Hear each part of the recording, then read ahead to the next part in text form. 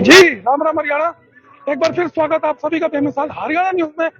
मैं ब्रजेश चावला फिर जुड़ रहा हूँ वार्ड नंबर 19 में मौजूद है सैनिक कॉलोनी। अभी एक यहाँ पर बहुत सारे लोग यहाँ पर इकट्ठे हुए पड़े थे और वार्तालाप चल रहा था, गहरी वार्तालाप हुई है।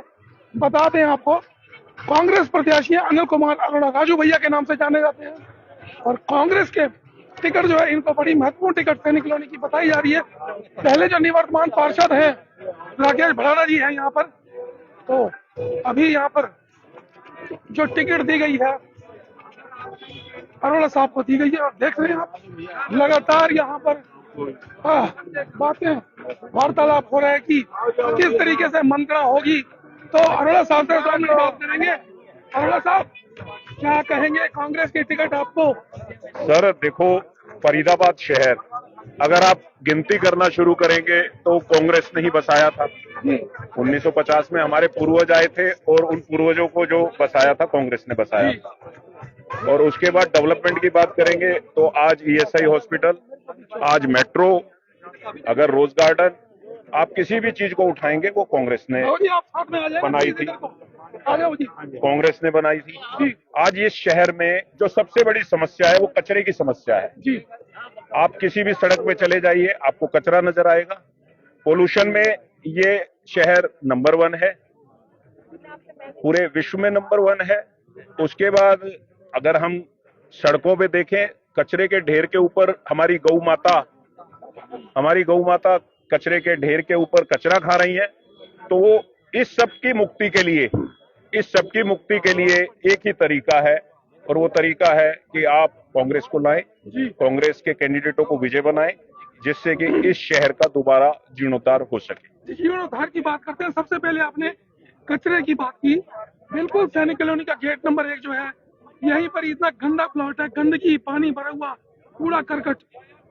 सबसे पहले तो समाधान इसका होना चाहिए। सर, जो कचरा आपको सैनिक कॉलोनी के चारों तरफ नजर आ रहा है, वो कचरा साफ करवाने के लिए ही हम इस मैदान में आए हैं। और हम ये वादा करते हैं कि सैनिक कॉलोनी जो कि एक शहर का 2 डिस्ट्रिक्टों का कनेक्टिव रोड है, गुड़गांव फरीदाबाद का कनेक्टिव रोड है, सभी बड़े नेता, सभी सरकारी कर्मचारी, बड़े सरकारी कर्मचारी जो कि रहते गुड़गांव में है, आते फरीदाबाद में, उन्हें रोज नजर आता है, परंतु उनसे कहने वाला कोई भी नहीं है। वार्ड नंबर 19 की जनता हमें अपना पार्षद मान चुकी है, वो हमें अवश्य सदन में भेजेगी और जो ये कचरा नजर आ रहा है इसकी आवाज हम बुलंद होकर उठाएंगे और सैनिक कॉलोनी के चारों तरफ जो भी कचरा है या इस शहर में जो कचरा नजर आ रहा है उसकी आवाज उठाएंगे और इस शहर को स्वच्छ, सुंदर, साफ सुथरा बनाएंगे जैसा कि शहर होना चाहिए। शहर वो होना चाहिए जिसमें कोई आए और वो शहर की तारीफ करके जाए। अरोड़ा साहब, सैनिक कॉलोनी में ये देखा गया कि भेदभाव किया गया, यहाँ पर सड़क नहीं बनी बहुत समय तक। हालांकि जो यहाँ पर विधायक थी और कांग्रेस के विधायक नहीं थे, तो बड़ा भेदभाव यहाँ पर लोगों के ये देखा गया, लोग बड़े परेशान हुए, सड़क बनी नहीं पाई थी। हमारे यहाँ पे सबसे पहले हमारी सोसाइटी के अंडर था, पहली मुहिम हमने लड़ी इस सोसाइटी से मुक्ति पाने की और हम अपने आप को नगर निगम में ला सके। नगर निगम में आने के बाद आज 2019 से हमारे सेक्टर की सड़कें बन रही हैं। अब वो 5 वर्षीय योजना के तहत बन रही हैं या 10 वर्षीय योजना के तहत बन रही हैं, यह जो व्यक्ति इस दिशा में कार्य कर रहे हैं वो मेरे से बेटर बता सकते हैं। और डेवलपमेंट के लिए मैं फिर भी ये कहूंगा कि नगर निगम के अंदर जाने के बाद कहीं ना कहीं हमारी कॉलोनी में समस्याओं का समाधान पहले से बेहतर हुआ है। पानी के ऊपर कैसे काम? पानी के लिए मैं जो नगर निगम ने आज की डेट में जो पानी है, पानी का जो होलसेलर है, हम जिसे होलसेलर कहते हैं, जो पानी का डिस्ट्रीब्यूटर है, वो हमारा एफएमडीए है। एफएमडीए को जो विरासत में मिला वो इंफ्रास्ट्रक्चर नगर निगम ने दिया और नगर निगम की कैसी हालत है वो आप अच्छी तरह जानते हैं। नगर निगम में घोटाले ज्यादा हुए और काम कम हुए और बीजेपी के ही पार्षदों ने शिकायत करी। वर्तमान पार्षद जो यहाँ के राकेश भड़ाना जी, उन्होंने बड़े खुलासे किए नगर निगम के ऊपर की आरटीआई भी लगाई कि इतने हजारों रुपए के सैकड़ों कितने यहाँ पर घोटाले हो गए, तो क्या उन मामलों को भी उजागर किया जाएगा? देखिए, मेरा शौक आरटीआई लगाना और शिकायत करना है जी। जो भी कार्य हुए उन कार्यों के लिए कहीं ना कहीं एक जांच करवाई जाएगी और जांच में जो भी आदमी इसमें इन्वॉल्व होंगे उसकी शिकायत, जो सरकार जीरो टॉलरेंस की सरकार है जी। उस सरकार को उस चीज से जरूर अवगत करवाया जाएगा। काफी संख्या में यहाँ पर जनता दिख रही है, तक जनता कितना अपार समर्थन मिल रहा है? ये जनता नहीं है, ये मेरे माँ बाप हैं जी। और आप देख रहे हैं सभी बुजुर्ग व्यक्ति हैं यहाँ पे, और वो बुजुर्ग व्यक्ति है जो मेरे हर सुख दुख में है।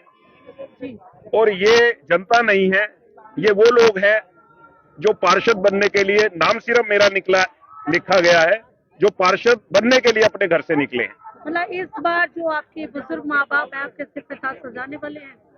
मेरे बुजुर्ग, हर माँ बाप की ये इच्छा होती है कि अपने बच्चे को आगे से आगे बढ़ाएं, तो ये मेरे बुजुर्ग जो हैं वो अपने बच्चे को आगे बढ़ाने के लिए जो जी जान लगाना है वो लगाएंगे। अरुण सर, बीजेपी वाले जो है कह रहे हैं कि दिल्ली हम जीत चुके हैं और 46 वार्ड हैं फरीदाबाद के, 46 के 46 पे कमल खिलेगा। लगता क्या कि जो पंजे का निशान है, अभी जिस तरीके का यहाँ पर समर्थन मिला है वार्ड नंबर 19 में, तो लगता है कि कांग्रेस का प्रत्याशी आप ही हैं। तो क्या लगता है 46 सीटों पर? सर, पहले भी नगर निगम में बीजेपी की ही सरकार थी जी। अब बीजेपी की सरकार ट्रिपल इंजन की सरकार थी जी। जीरो टॉलरेंस की सरकार थी। फिर घोटाले क्यों हुए, फिर शहर में कूड़ा क्यों है, फिर शहर गंदा क्यों है, शहर में पानी की कमी क्यों है?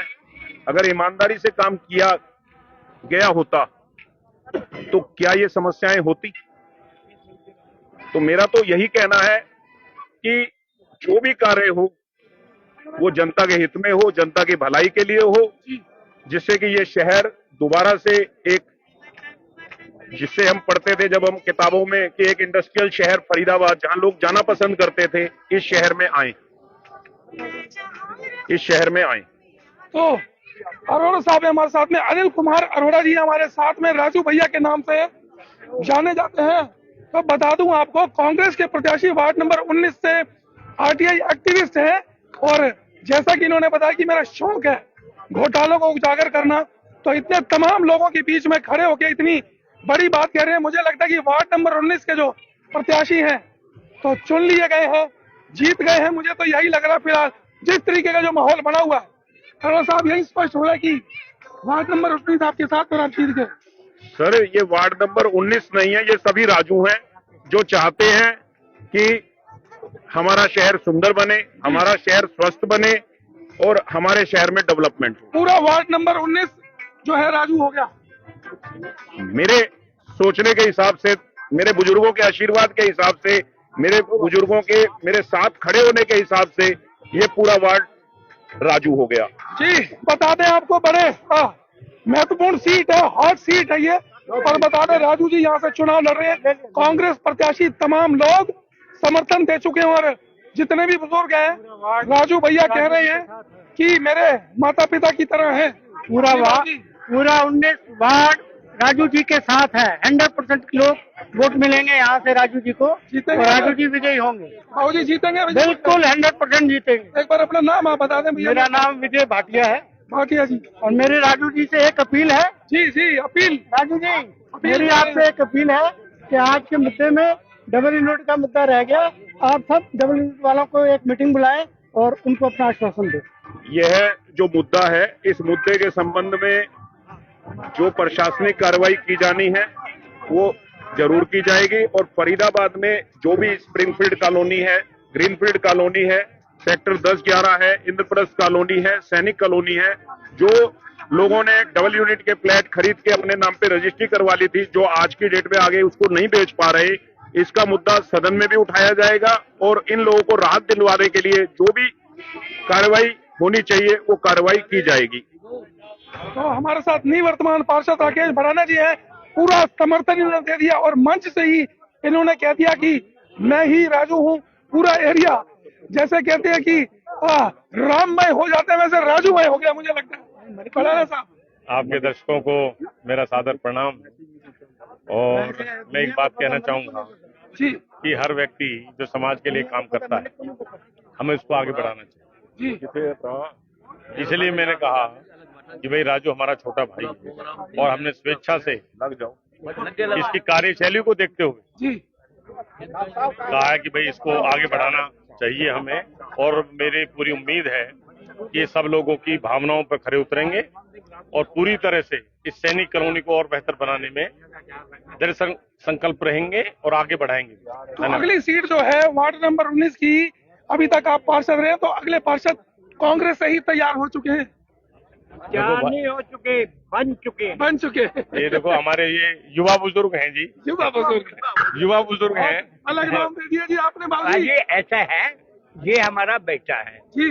और हालांकि मैं आरएसएस का हूँ, बीजेपी का नहीं हूँ मैं। अच्छा हाँ, आरएसएस का हूँ और बिल्कुल मोदी का फेवर का आदमी हूँ। जी मोदी की मैं कहीं बुराई नहीं सुन सकता, जी। लेकिन बेटे को हम आगे लाएंगे। भाव जी आपका नाम क्या है? मेरा सुदर्शन लाल अदलखा है। सुदर्शन लाल अदलखा जी हैं, आरएसएस से हैं, और आप समझ सकते हैं कि आरएसएस वाले कितने मोदी के भगत हैं। मोदी के भक्त हैं, और फिर भी कह रहे हैं कि भाई चुनाव जो है, बेटे को अपने देख सकते हैं। तो ये प्यार कहें जो प्यार लुटा रही है जनता, बुजुर्ग आशीर्वाद दे रहे हैं, और निवर्तमान पार्षद खुद स्टेज पर खड़े होकर कह चुके हैं कि मैं ही राजू हूँ, और राजूमय हो चुका है पूरा वार्ड नंबर 19। तो अभी हालांकि टक्कर जो है हो सकता है कि कड़ी हो, लेकिन जो समर्थन मिल रहा है राजू जी को, लग रहा है कि ये जीत गए। तो लगातार वार्ड नंबर 19 जो की हॉट सीट है, लगातार इनकी खबरें दिखाएंगे कहाँ क्या समर्थन मिल रहा है। कल से परसों से हो सकता है कंपेनिंग इनकी शुरू हो, डोर टू डोर, घर घर जाकर भी जनता से पूछेंगे, लोगों से पूछेंगे कि राजू भैया जो है कितने लोकप्रिय आपने बना दिए हैं। सभी लोगों के साथ हम बातचीत करेंगे और दिखाएंगे हम राजू भैया की लोकप्रियता। जुड़ने में साथ फिर लाइव होकर दिखाएंगे शहर की तमाम खबरें। तब तक के लिए नमस्कार, जय हिंद।